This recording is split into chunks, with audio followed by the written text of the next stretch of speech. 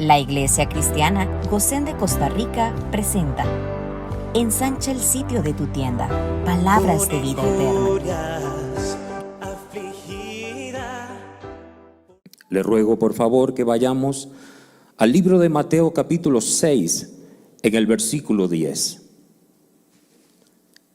Mateo capítulo 6 en el versículo 10. La iglesia en Costa Rica les envía saludos. Amén. Dice la escritura en Mateo 6 en el versículo 10 así: venga tu reino, hágase tu voluntad, como en el cielo, así también en la tierra. Que el Señor nos bendiga a través de su santa palabra.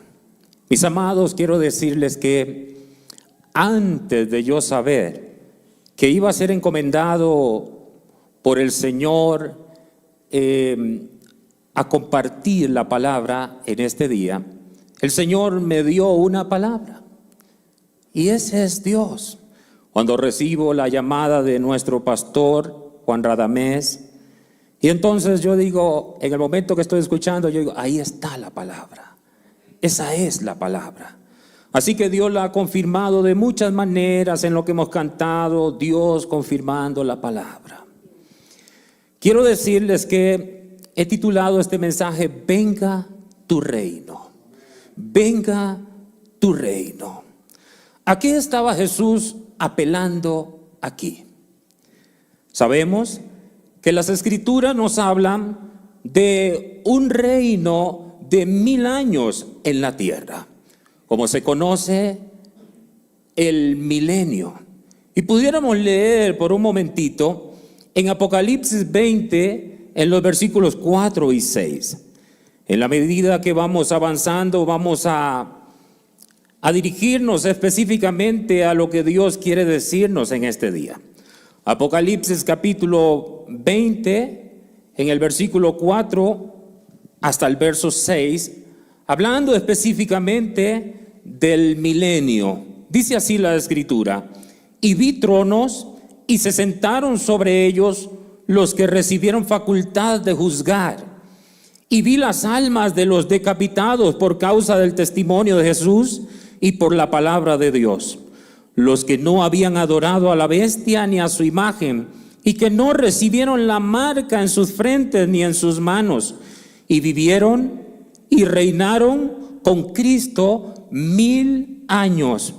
Pero los otros muertos no volvieron a vivir hasta que se cumplieron 1000 años. Esta es la primera resurrección. Versículo 6: bienaventurado y santo el que tiene parte en la primera resurrección. La segunda muerte no tiene potestad sobre estos, sino que serán sacerdotes de Dios y de Cristo. ¿Y qué dice? Y reinarán con él 1000 años. Lo que yo estoy buscando aquí, mi querido hermano, es llegar al punto de a qué estaba apelando Jesús aquí en Mateo capítulo 6 en el verso 10 que hemos leído. Ciertamente creemos en un reino futuro, en un reino de 1000 años. Literalmente nuestro Señor Jesucristo reinará aquí en la tierra. Pero para que venga este reino en mención, mi querido hermano, deben acontecer otras cosas primero. Y una de las cosas que debe acontecer primero, ¿qué es? El levantamiento de la iglesia, lo que conocemos como el arrebatamiento. Y de eso habla la Biblia. Es decir, el reino, el milenio no puede venir hasta que primero venga el levantamiento de la iglesia. Y es lo primero que debe acontecer, es lo próximo a acontecer. La escritura dice en Primera de Tesalonicenses, en el capítulo 4 y en los versículos 13 en adelante, que yo quiero que leamos. Voy a tratar de ir en el orden que el Señor me entregó este mensaje. En Primera de Tesalonicenses 4, versículos 13 en adelante. Búsquelo por favor si tiene a bien, en el nombre del Señor.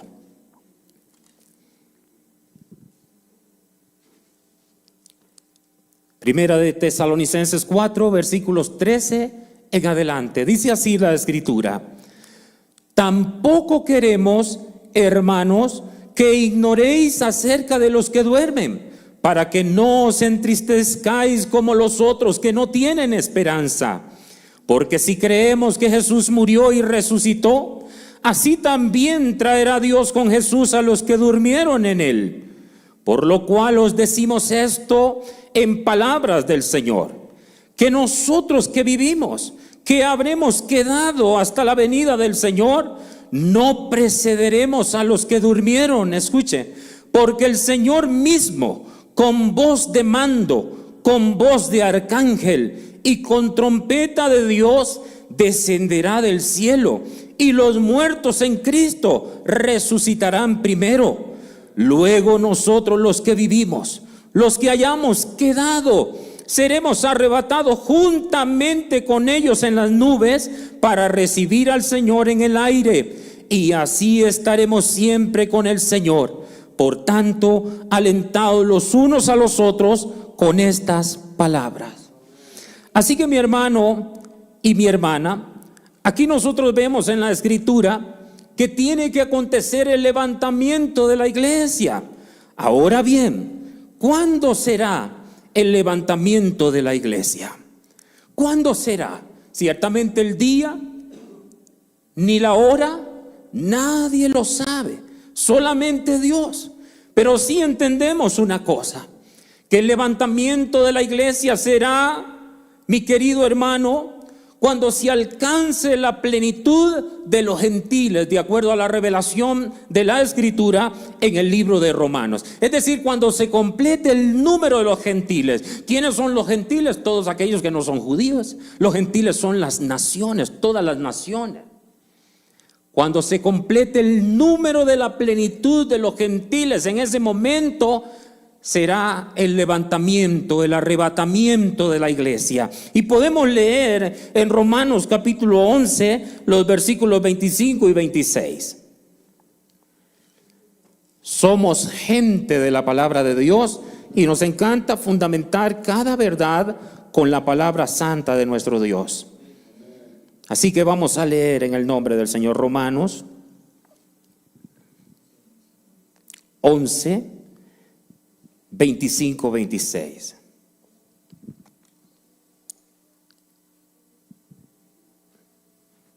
Muy bien. Dice así la Escritura: porque no quiero, hermanos, que ignoréis este misterio, para que no seáis arrogantes en cuanto a vosotros mismos, que ha acontecido a Israel, ¿qué dice? Endurecimiento en parte. ¿Hasta cuándo? ¿Hasta cuándo? Hasta que haya entrado la plenitud de los gentiles. Voy a repetir porque esto es fundamental para entender. Porque no quiero, hermanos, que ignoréis este misterio, para que no seáis arrogantes en cuanto a vosotros mismos, que ha acontecido a Israel endurecimiento en parte, hasta que haya entrado la plenitud de los gentiles. Ahora dice el verso 26, y luego, todo Israel será salvo, como está escrito: vendrá de Sión el libertador, que apartará de Jacob la impiedad. Vean ustedes que aquí habla, querido hermano, de un hasta que haya entrado la plenitud de los gentiles. Y como ya hemos dicho, ¿quiénes son los gentiles? Todas las naciones. Este es el tiempo de los gentiles. Dios está salvando. Ahora eso no significa que Dios no esté salvando también a judíos. Claro que sí, Dios está salvando. La puerta está abierta. La puerta de la salvación está abierta. Ahora mismo Dios está salvando. Pero va a llegar un momento donde ese paréntesis se va a cerrar. Y entonces, mi querido hermano, ¿qué es lo que sigue? Mire que yo estoy tratando de seguir una línea de pensamiento, porque vamos a ver a qué apela Jesús con que venga el reino, que venga tu reino. Les estoy hablando entonces de un reino milenial que es futuro y que antes de que venga este reino tiene que acontecer algo, y es el levantamiento de la iglesia. Pero antes de que se dé el arrebatamiento de la iglesia tiene que alcanzarse el número de la plenitud de los gentiles. Muy bien, ahora entonces, como ya he dicho, el día y la hora nadie lo sabe sino Dios. Puede ser hoy que se complete el número. Aleluya. Puede ser hoy que se complete el número, porque el día y la hora nadie lo sabe. Yo creo fielmente, de acuerdo a lo que dice la revelación de Apocalipsis, que los nombres de los salvos fueron escritos desde antes de la fundación del mundo, de manera que Dios sabe quiénes son los salvos y Dios sabe cuándo se va a alcanzar ese número. Y cuando se alcance ese número, sonará la trompeta, mi querido hermano, y los muertos en Cristo resucitarán primero, y luego nosotros, los que hayamos quedado, seremos levantados para encontrarnos con nuestro Señor en las nubes, mi querido. Aleluya. Es lo que esperamos. Así que puede ser hoy. Ahora bien, es importante entender que hoy Israel está en la banca. Es decir, el partido lo está jugando los gentiles. Israel está en la banca. ¿Por qué? Porque el endurecimiento fue en parte, parcial. Y luego Dios salvará a todo Israel. Ahora, todo Israel es el todo Israel de Dios. No es cada judío, sino todo el Israel de Dios. Y eso es importante entenderlo. Así que hoy, ahora mismo Israel está en la banca como nación. Está en la banca. Pero un día Dios va a quitar el velo y ellos verán. Aleluya. Eso es lo que revela la Escritura. Así que los gentiles estamos jugando el partido. Ese paréntesis está abierto.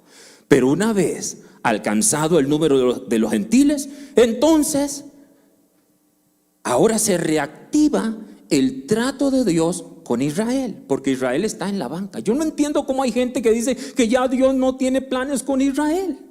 Tienen que leer Romanos capítulo 11, tienen que leer Romanos 9, 10 y el 11 para entender que todavía Dios tiene un trato muy especial con Israel, pero que ahora mismo hay como una pausa. Dios va a reactivar, pero tiene que pasar lo que ya he dicho primero. Así que entonces, una vez alcanzado el número de los gentiles, se reactiva el trato de Dios con Israel. De eso tú puedes escribir para que estudies un poquito en el libro de Daniel, en el capítulo 9. Ahora mismo no vamos a leer, o podemos leer quizás un verso, pero es importante en Daniel capítulo 9. Ahí Daniel habla de lo que se conoce como las 70 semanas. Las 70 semanas. Podemos leer, si quieren ustedes, Daniel capítulo 9 en el verso 24. Es solo para entender una cosa. Daniel capítulo 9.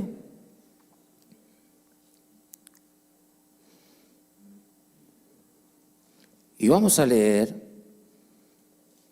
el versículo 24. No tenemos el tiempo para leerlo todo y no es el tema ahora mismo. Solo estoy mencionando esto, que Dios, recuerden que de estas 70 semanas que está hablando aquí, que son semanas proféticas, se han cumplido 69. Ustedes pueden buscar algunos comentarios bíblicos. Hay comentarios muy buenos, como por ejemplo el de William MacDonald, y ustedes van a ver toda la explicación que hace William acerca de la semana 70. Y hay muchos otros buenísimos comentaristas que nos ayudan a entender. Dice el verso 24: 70 semanas están determinadas sobre tu pueblo y sobre tu santa ciudad. Oigan, para terminar la prevaricación y poner fin al pecado y expiar la iniquidad, para traer la justicia perdurable y sellar la visión y la profecía y ungir al santo de los santos. Ahora entiendan esto, amados. Esto es una profecía. Entonces se requiere mucho cuidado, hay que estudiar. Pero yo solo estoy diciendo, cuando tú vayas a tu casa, busca en Daniel capítulo 9 y estudia un poquito de estas 70 semanas para que vea usted la evidencia, el cumplimiento de 69 semanas. De estas 70 semanas falta una, pero estas son semanas de años. Y una semana de años, ¿cuántos años son? 7. Son 7 años. Ahora, recuerde usted que hay un paréntesis. De acuerdo a la revelación bíblica, estamos en un paréntesis. ¿Para qué? Para que haya salvación entre los gentiles.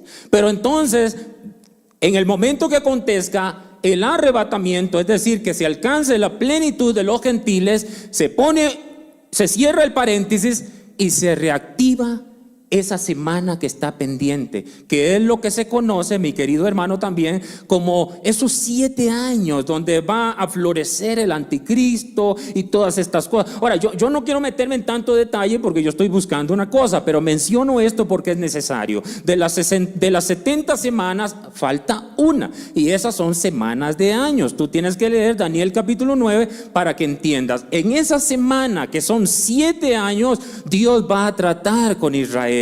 Dios va a tratar con Israel. Y mientras se da ese trato, simultáneamente, ¿dónde está la iglesia?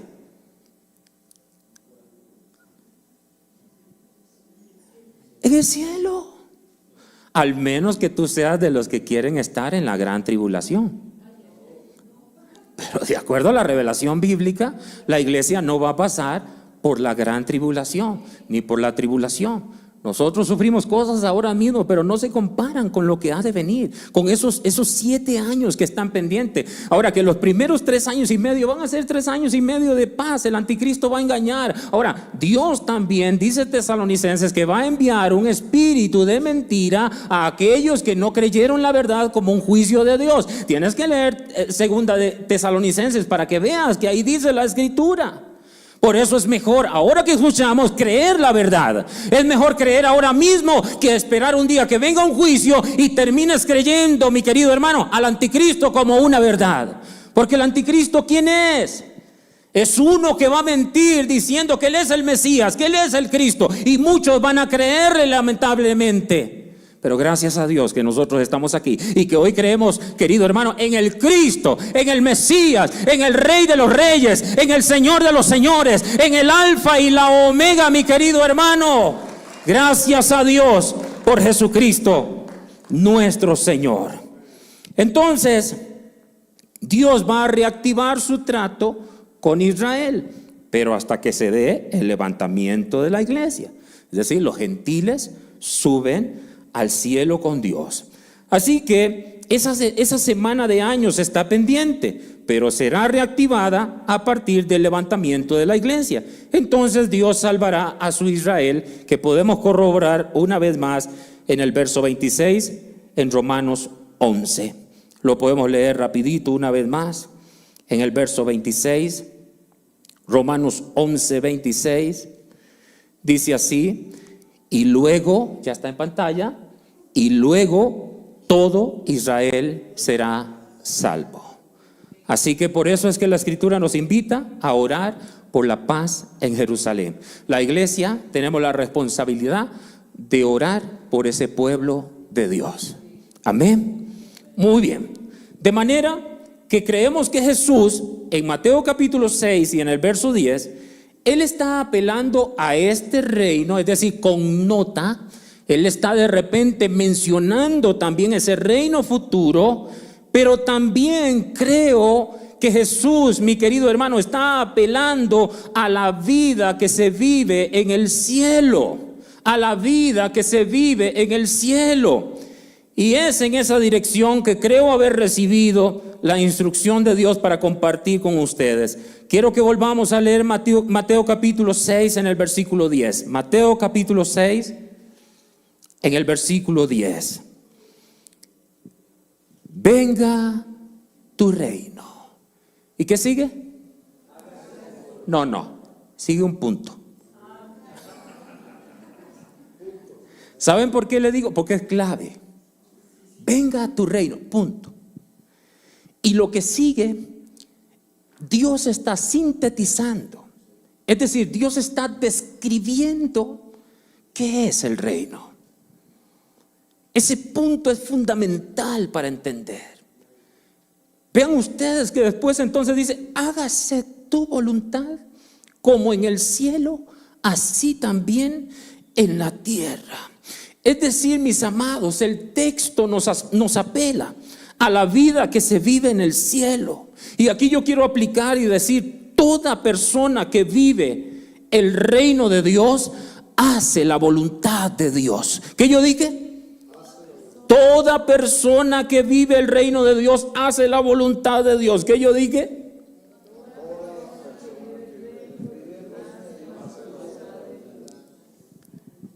Yo quisiera preguntar si ustedes me escuchan. Allá arriba, ¿me escuchan? No, no me escuchan. Sí me escuchan. Qué serios. Toda persona que viva el reino de Dios hace la voluntad de Dios. Mis hermanos, esta parte de la oración es muy fácil rezarla. Yo escogí esa palabra rezarla, porque etimológicamente rezar, ¿qué es? Repetir. Es fácil, escúcheme, es fácil repetir. Es decir, cualquiera repite esa oración, cualquiera la reza. Pero aquí está escondido un tesoro maravilloso, y quiera Dios hoy pueda descubrirnoslo. Será muy desafiante para nosotros. Cada vez que tú dices de corazón, venga a tu reino, también debes de saber que estás renunciando a tu reino. Oye, lo repito. Cada vez que tú dices de corazón, venga a tu reino, también debes de saber que estás renunciando a tu reino. Porque muchas veces queremos las bendiciones del reino, pero no queremos pagar el precio que implica el reino de Dios. Una cosa es el reino de Dios y otra cosa es nuestro reino. Una cosa es la voluntad de Dios y otra cosa es nuestra voluntad. Nadie puede vivir el reino de Dios si no renuncia a su voluntad. Debe someter su voluntad a la voluntad de Dios, porque en último análisis, ¿qué es el reino? ¿Qué es vivir la vida del reino? Es hacer la voluntad de Dios siempre. Decir, venga a tu reino, y actuar conforme a nuestro reino es una contradicción. ¿Cómo es que pedimos de corazón que venga el reino, pero actuamos conforme a nuestros apetitos, conforme a nuestros deseos?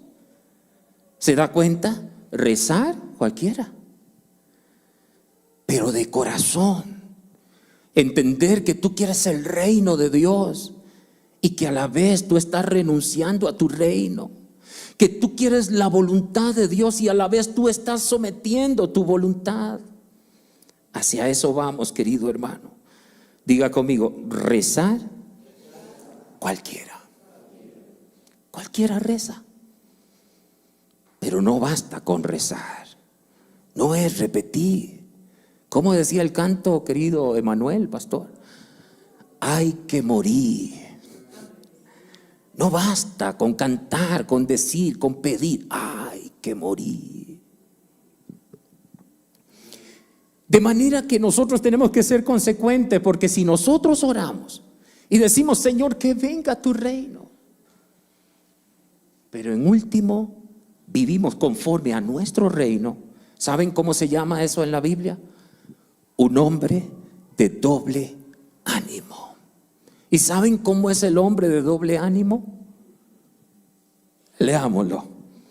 Santiago capítulo 1 en el verso 8. Hermano mío, ¿tú amas a Cristo?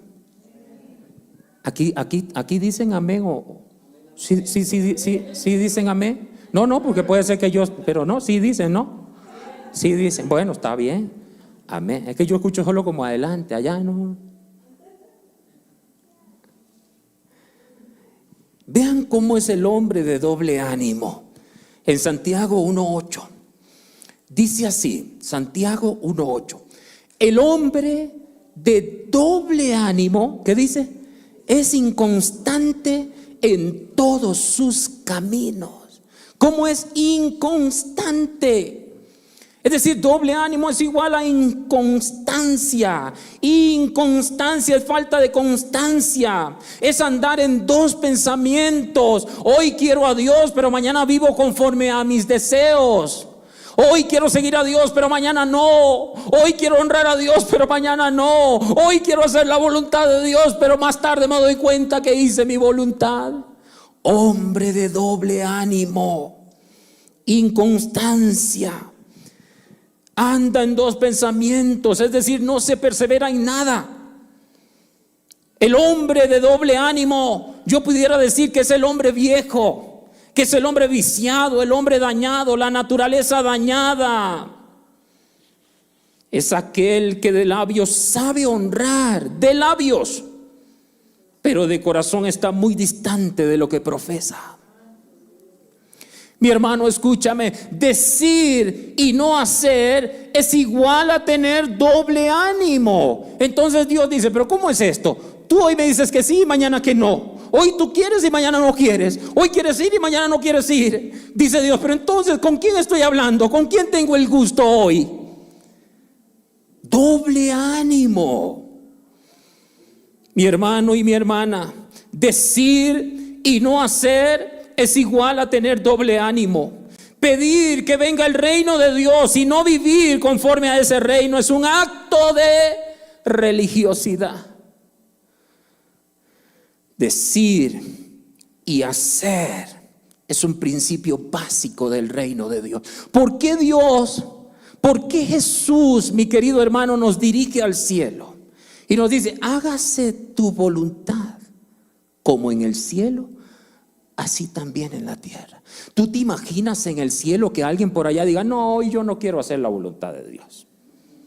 ¿Te imaginas eso? Que alguien por allá, no, hoy no, mañana, pero hoy no. No, el Señor nos dirige a lo perfecto.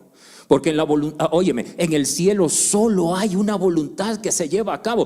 Todos los seres angelicales, los seres, todos están ahí rendidos ante una sola voluntad. Y eso es lo que Dios quiere que se viva aquí en la tierra. Porque en último análisis, eso es el reino de Dios, mi querido hermano. Eso es el reino de Dios, voluntad de Dios. Ahora entonces, yo quiero llevarlos a un ejemplo. En Primera de Reyes 18, en el versículo 21. Búsquenlo, por favor.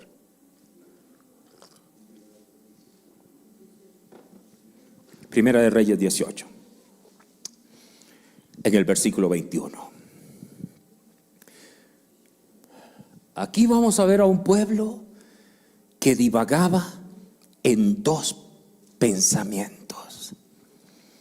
Primera de Reyes 18, 21. ¿Lo tienen ustedes? Muy bien, y si no, ya está en pantalla. Dice así: y acercándose Elías a todo el pueblo, dijo: ¿hasta cuándo claudicaréis vosotros entre dos pensamientos? Si Jehová es Dios, seguidle, y si Baal, id en pos de él. Y lo triste del asunto es que el pueblo no respondió nada, no dijo nada. Mis hermanos, andar en dos pensamientos es una actitud contraria al reino de Dios. ¿Saben ustedes, queridos hermanos, cuál era el problema verdadero de Israel? No era que Israel no adoraba a Dios, era que Israel adoraba a Dios, pero también a los Baales. Adoraba a Dios, pero también a los Baales. Eso es doble ánimo. Eso es andar en dos pensamientos. Eso es lo mismo que pedir el reino de Dios, pero vivir conforme a nuestro reino.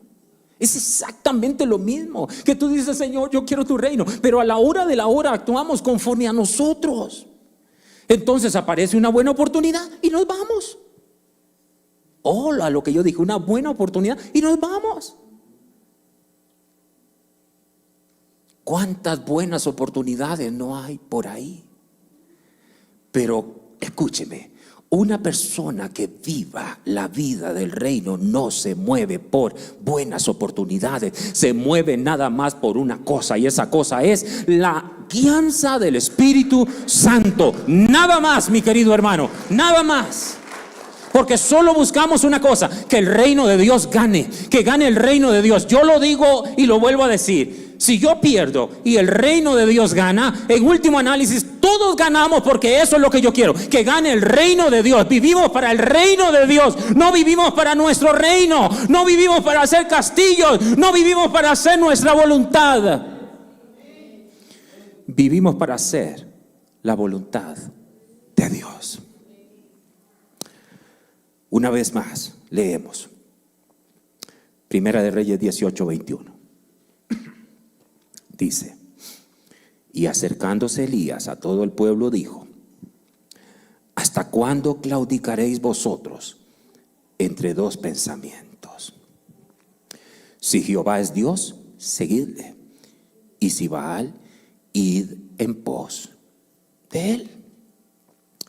Y el pueblo no respondió palabra. Andar en dos pensamientos es una actitud contraria al reino de Dios.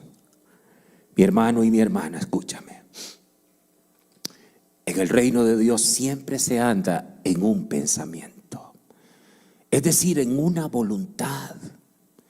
Si la voluntad de Dios quiere que yo sufra, sufro. Es que por ahí hay unos cristianitos que creen que aquí no se sufre. Por ahí andan unos hermanitos que creen que no se sufre. Hay que leer las cartas de Pedro. Si la voluntad de Dios quiere que yo sufra, recuerden que la voluntad de Dios es buena, agradable y perfecta. Y si quiere que yo sufra, algo Dios va a lograr con ese sufrimiento. Así que en el reino de Dios siempre se anda en un pensamiento, es decir, en una voluntad, la de Dios. Y como ya dije, el problema de Israel no era que no adoraba a Dios, sino que adoraba a Dios y también a los Baales. Es decir, andaban en dos pensamientos, que es lo mismo que pedir que venga el reino de Dios y no vivir conforme a ese reino. Tenemos que ser consecuentes. ¿Quieres decirle a tu hermano? Tenemos que ser consecuentes.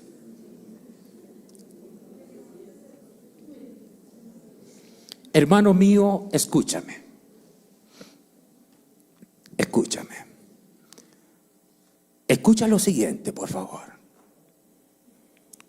Cada vez que actuamos conforme a nuestro reino, estamos rindiéndole culto al yo. Voy a repetirlo porque hay algunos que están distraídos y creen que Dios los trajo para que se distrayera. Dios los trajo para que oigas. Cada vez que actuamos conforme a nuestro reino, estamos rindiéndole culto al yo. Se lo voy a decir de otra manera. Cada vez que actuamos conforme a nuestro reino, estamos levantando un monumento al ego.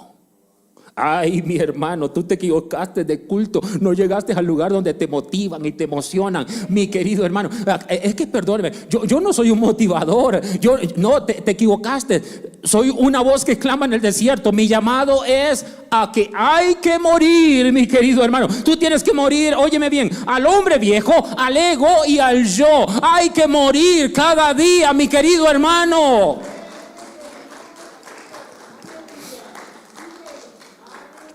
Hermano mío,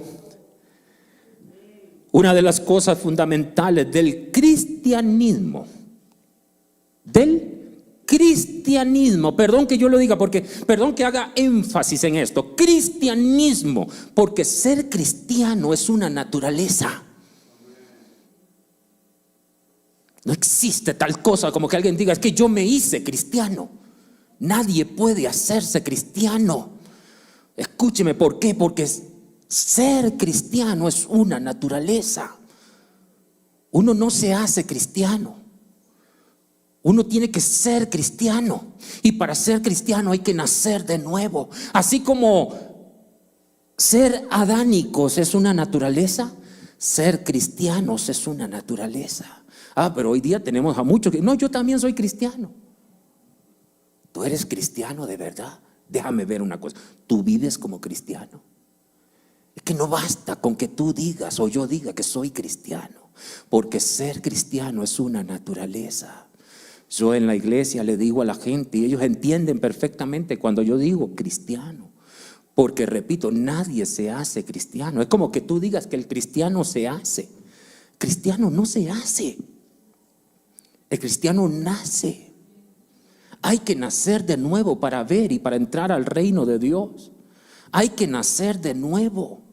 Y esto no es un asunto de voluntad de carne ni de voluntad de sangre, sino de Dios.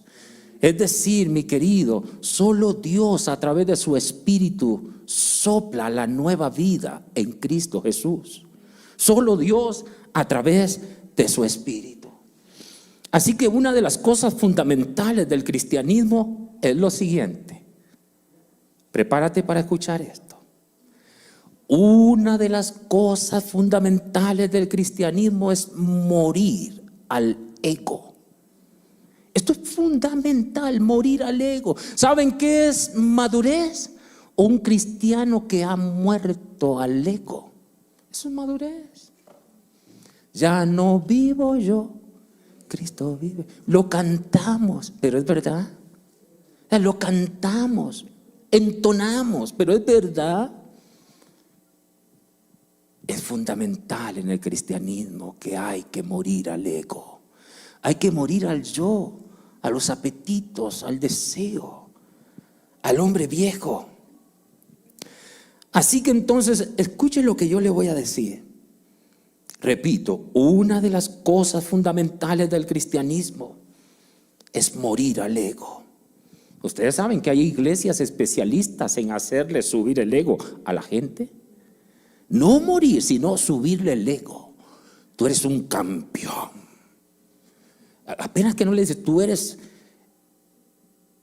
Superman, tú eres la mujer maravilla. Y empieza el cristianito a creérsela mucho. Y aparece Jesús diciendo que tienes que morir, que tienes que matar al Superman que tienes adentro. ¿Saben por qué? Oigan, sin muerte no hay sacrificio vivo. Sin muerte no hay. O sea, un sacrificio vivo implica una muerte. Un sacrificio vivo implica una muerte. Ahora, ¿cuáles sacrificios recibe Dios? Sacrificios vivos. Eso lo dice Romanos 12:1. Esos son los sacrificios que Dios acepta, los sacrificios vivos. De manera que los sacrificios vivos implican que alguien tiene que morir. Y ese que tiene que morir soy yo, al ego, al yo, al mí. Yo quiero lo mío. Quiero ir por donde yo quiera. Yo hago lo que quiera. Y por otro lado estamos allá de hipócritas. Venga tu reino, hágase Señor tu voluntad aquí en la tierra. Y quiero hacer lo mío. No, eso no es consecuente. Cuando decimos, ahora vamos a ver al final, en la medida que vayamos avanzando, ¿quiénes verdaderamente piden el reino de Dios de corazón? Porque muchos de los que piden el reino de Dios, lamentablemente solo es un rezo. Solo están rezando. No son auténticas esas palabras, no salen del corazón, salen de la religión. Así que los sacrificios que Dios recibe son sacrificios vivos. Y aquí yo tengo que decirle algo, pero es necesario aplicarlo. Sin derramamiento de sangre no hay remisión de pecados.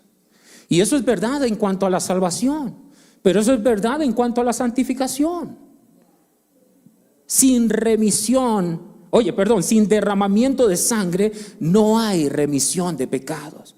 Es verdad, Jesús tuvo que ¿qué? Derramar la sangre. Derramar la sangre. Ahora, yo estoy hablando para aplicar en cuanto a la santificación. Nosotros tenemos que morir cada día, mi querido. Yo sé que no es un mensaje muy emotivo, porque yo les dije, aquí hay un secreto muy importante, un misterio, que si Dios te lo revela a ti, tú vas a salir de aquí buscando el reino de Dios y su justicia, y vas a dejar de buscar las añadiduras. Dios no nos llamó a buscar añadiduras. Es decir, Dios no nos llamó al sueño americano. Dios no nos llamó, perdóname mi hermano, Dios no nos llamó a buscar añadiduras. Las añadiduras son las consecuencias de vivir el reino de Dios aquí en la tierra, mi querido. Entiéndelo, por favor, en el nombre de Jesucristo. Aplícalo a tu vida. Sin derramamiento de sangre no hay remisión de pecados. Eso significa que tú tienes que pagar un precio, y ese precio implica morir cada día. Y ahora van a ver, ustedes dicen, esto debe ser el pastor Rogelio. No, ningún pastor Rogelio. Esto es Jesús el que nos lo va a decir ahorita. Y ahí sí que no, tú puedes, ¿cómo digo la palabra para que me entiendan? Tú puedes evitarme a mí, pero vamos a ver si logras evitar lo que viene, porque yo te lo voy a decir con las palabras de Jesús. Ay, mi hermano, si no sacrificamos nuestro ego, nuestro yo, la carne, no hay remisión, es decir, no hay una buena y sabia mayordomía. Ahora busquen conmigo Lucas 9. Mi hermano, si yo no he podido llegar donde se quiere llegar en esta mañana, ya Jesús va a llegar a donde hay que llegar. Yo sé que si tú tienes oídos para oír al Señor, lo vas a oír. Amén. Lucas 9. Versos 23 y 24. Este mensaje no es predicado por los motivadores. Es decir, este texto no lo predican los motivadores, no les sirve. A veces yo me veo tentado a dar unos nombres desde aquí, pero no los voy a dar. Pero a veces quisiera dar algunos nombres que son motivadores. Y estos textos los borraron de la Biblia porque no le funciona. No le funciona. Lucas 9, 23 y 24 dice la Escritura. Y decía, ¿a cuántos? A todos. Si alguno quiere venir en pos de mí, ¿qué dice? ¿Se da cuenta que hay que matar al Superman? Niéguese. ¿Qué significa negarse a sí mismo? Hermano mío y hermana, ¿qué significa negarse? Morir al yo, morir al ego. Ya vamos a leer, pero detente un momentito. Ahora estamos por el Espíritu. ¿Saben que las personas que se niegan a sí mismo nunca se resienten? Nadie los golpea. Es como que piensa por un momento en Lázaro. Ese tipo está muerto. Hiede, dice la Biblia, 4 días de muerto. Ahora piensa por un momento que aparecen unos ahí maldiciendo a Lázaro y hablando mal de Lázaro. ¿Qué tú crees que siente Lázaro? El tipo está muerto. No siente. ¿Por qué hay tantos cristianitos resentidos? Ay, es que hablaron mal de mí, es que no me saludaron, ¿por qué? Porque están vivos. Porque están vivos, están vivitos. De antemano que hoy no vinieron.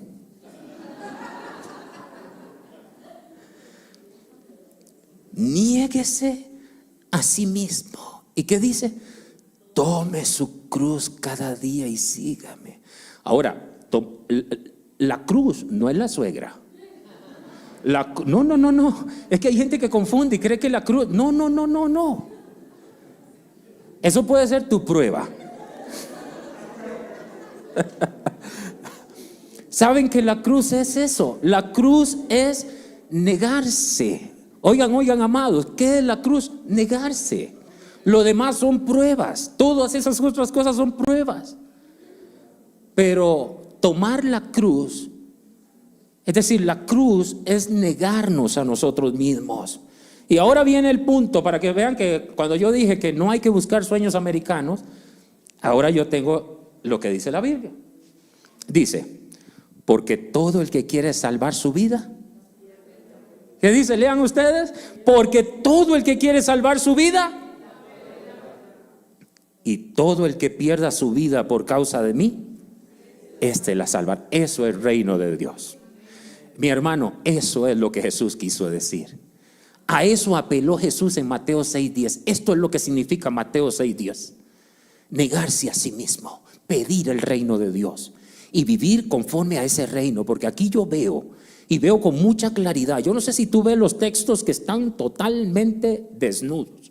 Expuestos están estos textos aquí, con mucha claridad. Todo el que tiene corazón de Dios para entender, puede ver con mucha claridad lo que Dios está pidiendo de su pueblo. Y que es negarse a sí mismo, morir cada día, someter la carne, andar en el Espíritu, vivir la vida que Dios le agrada. Mire, cuando uno hace la voluntad de Dios, uno anda en el Espíritu. No existe tal cosa que alguien diga, es que yo ando en el Espíritu, pero hago mi voluntad. Eso no existe. Andar en el Espíritu es hacer la voluntad de Dios. Es ir donde Dios quiere que uno vaya. Y si Dios dice, ve y ora por aquel enfermo, simplemente ve y ora por el enfermo. ¿O Dios te dijo que lo ibas a sanar? ¿Puedes tú o puedo yo sanar a alguien? No, pero ¿qué sí podemos hacer? Ir a orar por ese alguien. Y si Dios quiere sanarlo, lo sana, porque Él puede y nada hay imposible para nuestro Dios, mi querido hermano. Lo que pasa es que la religión, y no estoy hablando de Roma, estoy hablando de la religión evangélica, nos ha metido en la cabeza que Dios siempre dice sí, que Dios siempre quiere, y resulta que a veces Dios no quiere, y nosotros creemos que Dios tiene que querer siempre. Y gente va y ora y le dice al Señor, y ellos esperan que Dios siempre diga sí. Y Dios es especialista en decir no. Por ejemplo, 2 ejemplos. Pablo le dijo, quítame este aguijón que me atormenta día y noche. 3 veces le rogó. Rogo, no fue un pedido, rogo. Seguramente lágrimas y de todo. Y Dios le dijo, no, Pablito, yo gano más con el aguijón que te acompañe. Porque resulta que yo te llevé y te mostré grandes revelaciones, y ningún mortal puede descender a la tierra con esas tremendas revelaciones sin un aguijón en la carne. El aguijón es necesario porque va a mantener tu orgullo ahí. Dios sabe decir no. No, pero nosotros somos unos niñitos, perdóneme si no me entiende, chineaditos. ¿Entienden eso? Consentidos. Y pensamos que Dios siempre tiene que decir que sí. Quítame este aguijón, te lo quito. Entonces aparece por allá Moisés diciéndole al Señor, yo sé que pequé, pero déjame entrar a esa tierra. Yo quiero entrar a la tierra, déjame. ¿Te imaginas a Moisés cuánto anhelo tenía de entrar a esa tierra después de haber sufrido tantos años? Ya estaba a nada, y resulta ser que llegó un punto donde Dios le dijo, tú puedes leerlo. Dios le dijo, mira Moisés, de ese tema ya no vamos a hablar más. Yo ya decidí que no vas a entrar. Si quieres, échale un ojito, mírala nada más de lejos. Y la Biblia dice que Moisés se resintió. No, nada, es un hombre maduro, no se resintió. Tú dices que no, yo quería, pero no, está bien. Y Pablo, que se resintió, se echó a morir, hasta ahí llegó el hombre. No, siguió, no me lo quita, pues con este maldito voy para adelante. Aquí voy para adelante con este. Dios sabrá, porque aparte de eso Dios le prometió su gracia. Y yo creo que puede más la gracia de Dios que cualquier maldito aguijón. Perdóneme que yo hable con tanta claridad, mi querido.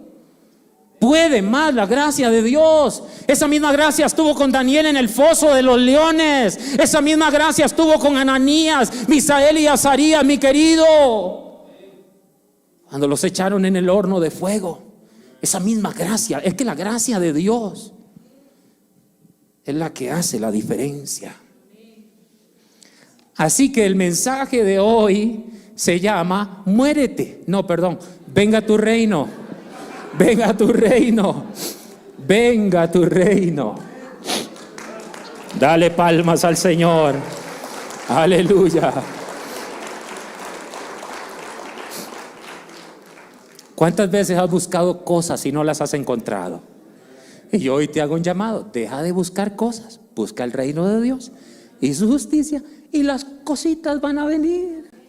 Las bendiciones ahí están viniendo. Mientras más buscas el reino, más están viniendo. Mientras más renuncias a lo tuyo, más está viniendo. Mientras menos de mí, más de Dios. Y eso lo experimentó Pablo. Perdónenme que traiga otra vez a colación a Pablo. ¿Ustedes creen que Pablo el primer día de su cristianismo dijo, ya no vivo yo, Cristo vive en mí? No, entonces no entendemos. Ese hombre pasó años y después entendió esa verdad. ¿Cuántos tesoros no nos regaló Dios a través del apóstol Pablo? Mire, nosotros entendemos el nuevo pacto con tanta claridad por toda esa revelación que Dios le dio a Pablo. Y vean si la gracia es tan poderosa, que ¿quién era Pablo? Un asesino. Era Saulo de Tarso, un perseguidor de la iglesia. Mas sin embargo, es para que vea, usted no se preocupe de dónde venimos. Vamos mejor hacia adelante. Vamos hacia adelante. No es como comencé, es hasta dónde vamos a llegar. Aleluya. Amén. Amén. Gloria a Dios. Vamos concluyendo. Concluyendo significa para mí, ustedes han visto en los aviones que le dice comenzamos el descenso y uno cree que ya, no, pueden pasar hasta 25 minutos. Así que ustedes, yo nada más digo, comenzamos el descenso. Abrochen cinturones.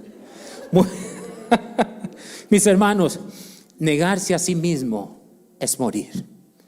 Llévese eso en su corazón. Escríbalo ahí en las tablas de su corazón. Negarse a sí mismo es morir. Y escúcheme, muchos quieren los beneficios del reino de Dios, pero no quieren morir. El reino de Dios es un reino de muertos en la carne, muertos al ego y vivos para Dios. Cada día hay que morir. Cada día hay que tomar la cruz. Tomar la cruz no es otra cosa que morir al ego, morir al yo. Es una paradoja, querido hermano, pero es así. Hay que morir para vivir. Hay que morir para vivir. Porque todo el que quiere salvar su vida, la perderá. Y todo el que pierda su vida por causa de mí, ¿qué dice? Este la salvará. Esas son palabras muy contundentes. De manera que no hay espacio para regatear. ¿Entienden esas palabras? Para evadir. Estas son las enseñanzas. El reino lo pueden pedir genuinamente solo los nacidos de nuevo. Los demás simplemente es rezadera. Simplemente están rezando. Venga, Padre nuestro que estás en el espíritu de Lora, suéltalos. Repite,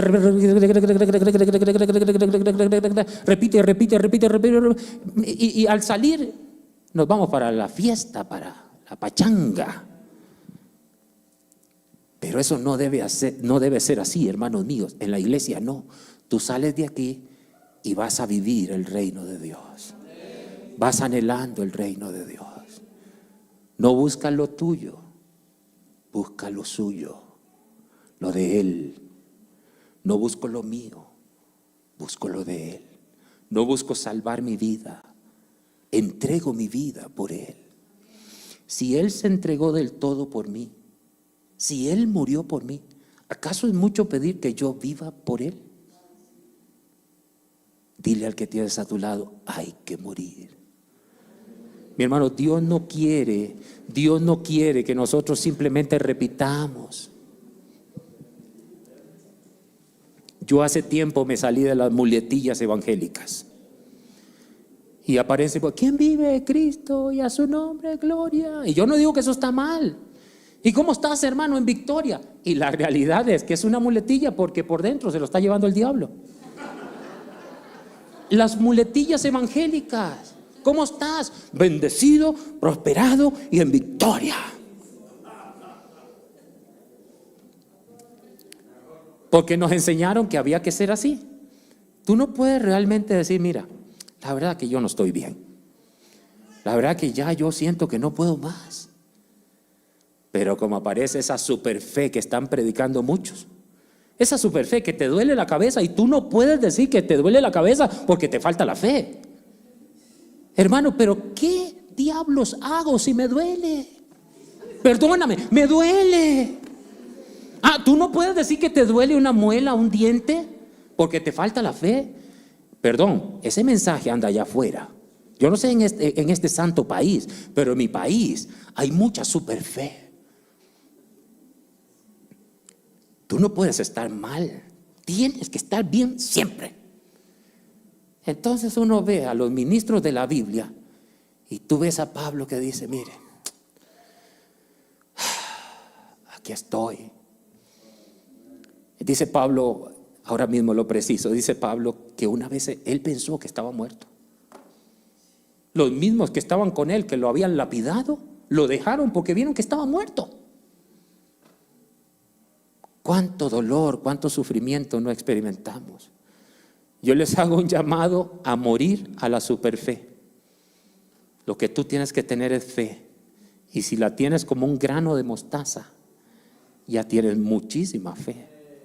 Vive con esa fe, corre con esa fe. Si tú caes, Dios te levanta. No caigas. Dios no quiere que tú caigas, pero mientras estés aquí en este cuerpo, vas a tener que bregar, vas a tener que trabajar. Y Dios dice, muchas son las aflicciones del justo, pero de todas ellas le librará el Señor. Aleluya.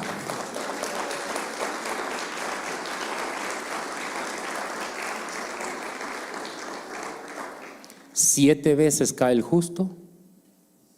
Y yo lo voy a decir así. Y la gracia lo levanta. Esa es la gracia.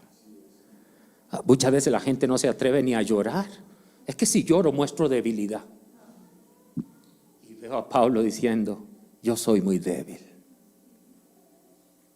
Yo soy muy débil. Y aprendí que mi debilidad es necesaria para que se manifieste el poder de Dios. Así que si tienes que llorar, llora. Si te duele la cabeza, te duele. Ora. Y si Dios quiere, yo no digo si Dios puede, porque yo sé que Dios puede. El punto es que quiera. Y si Dios quiere, te quita el dolor. Y si no, pues a lo mejor te provoca sueño. Y te duermes con todo y el dolor, y al despertar ya no está el dolor. Es que los caminos de Dios son misteriosos. Así que mi hermano, nadie puede ser consecuente con Dios al menos que tenga su naturaleza. Pedir que venga el reino de Dios sin realidades en el interior es un acto vil y religioso. Y termino, rezar o repetir una oración sin un corazón para Dios es falsedad. Hermano mío, lo invito por favor a estar en pie. En el nombre del Señor. Gracias por acompañarnos. Con el favor divino, nos veremos próximamente. Shalom. Mas el reino de la muerte no la vencerá. A tu amada para siempre preservará.